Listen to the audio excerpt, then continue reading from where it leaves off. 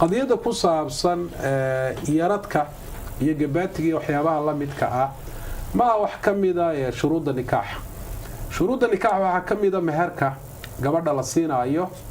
والنبي عليه الصلاة والسلام شردنا وكما قعابي إن حق الشروط أن توفوا به ما استحللتم به الفروج شروط ده وحا مدن وفيسان كواد ku xalaashateen dumarka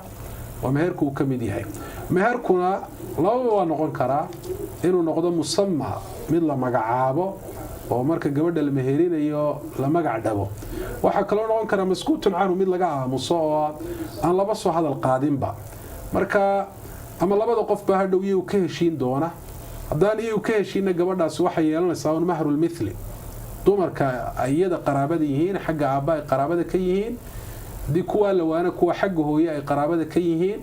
iyada isku mid yihiin xagga daad iyo quruxda iyo waxyaabaha noocaas ah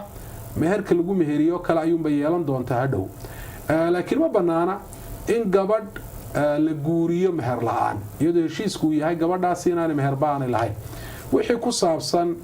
yarad iyo gabaati iyo waxa soo in baabi takriimun wax lagu maamuusayo reerka ay gabadhu ay ka soo jeedo wax shardi ah waxa weeyaan guurka ma aha aasaarta qaarkood ama hadallada qaarkood dadkii wanaagsan laga soo wariyayna waa ku soo arooray wax reerka la siiyo si waxa weeyaan loogu maamuuso loogu sharfo marka in shardi waalidku inuu shardi uga dhiga maaha guurka inantiisa